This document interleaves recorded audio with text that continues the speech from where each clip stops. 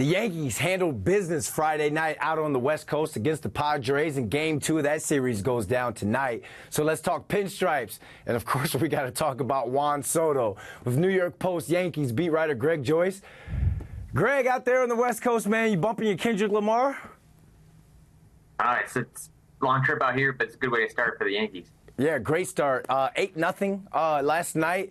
But before we get into talking about Game 2, we got to talk about Juan Soto and his return. Did the San Diego fans show him a little love during that return? Like, how was he received? Yeah, it was a mix of boos and cheers. I think that there's a good amount of Yankees fans there that seemed to boost the cheers. I think without them, it might have been more boos. Soto said he wasn't sure what to expect, and he was ready for anything. And then after the game, he said he got a little bit of both. So.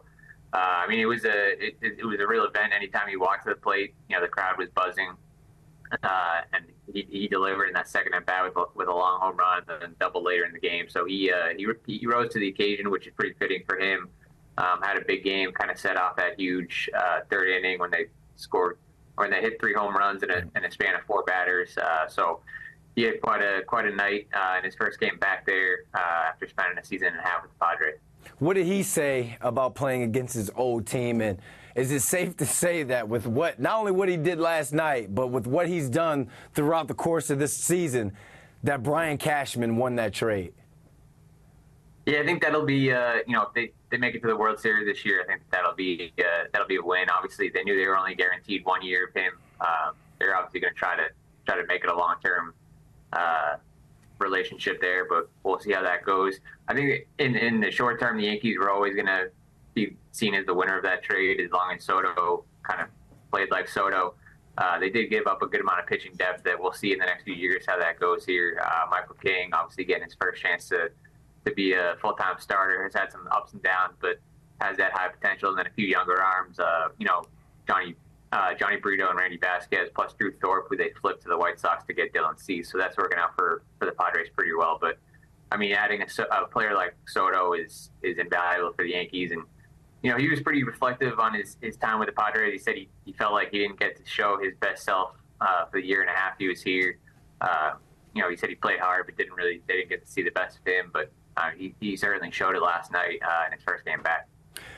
So Soto, Judge, and Stanton all homered. That sounds like some sort of law offices. Giancarlo Stanton said that's what they're capable of. So when the Yankees' bats are hot like that, is it safe to say that they're one of the most dangerous teams in baseball?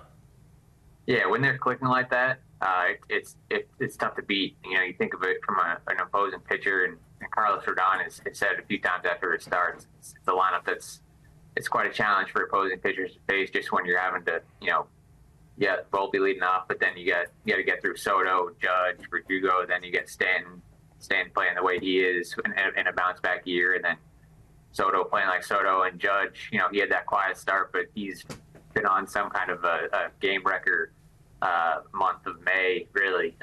He's up to 16 home runs. I think it's 18, 19 doubles.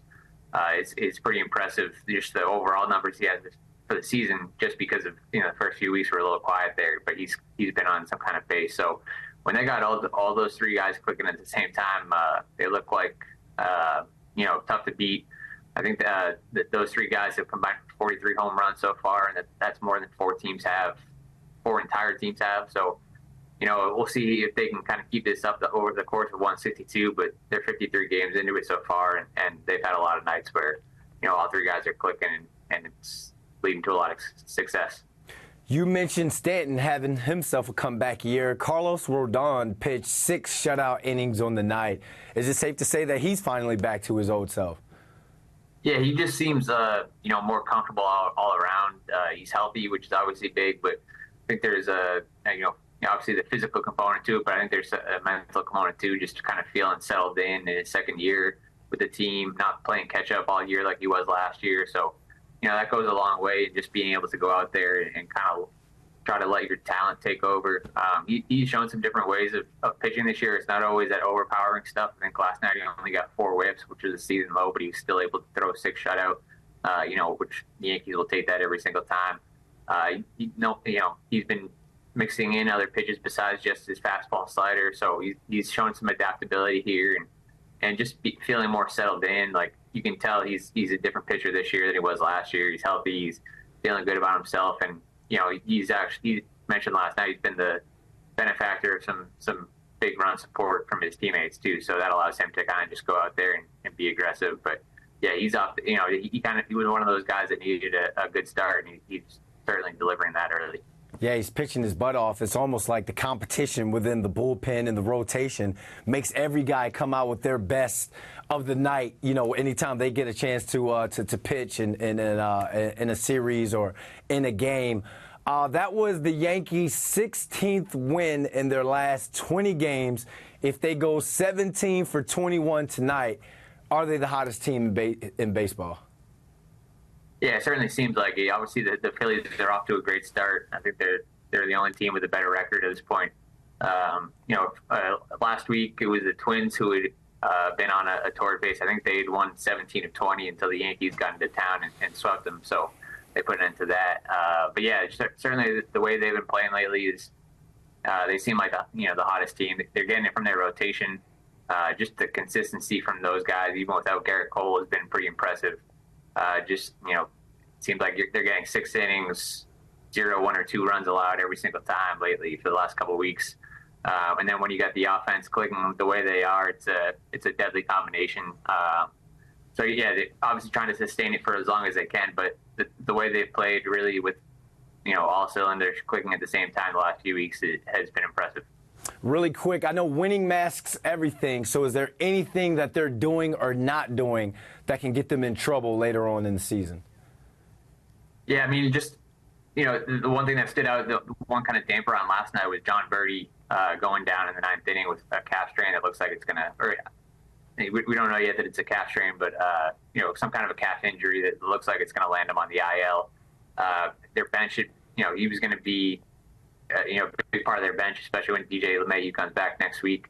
Now we'll see how long he's going to be out for, but yeah, we'll see. I mean, obviously that if you're talking about the bench guys, that's kind of nitpicking for 2 months into the season. That's a pretty good sign of where the Yankees are at this point. Yep. Nitpicking right now is a great problem to have. Stay classy out there in San Diego, man. Thanks for hopping on with us. Thanks, Brandon. Appreciate it.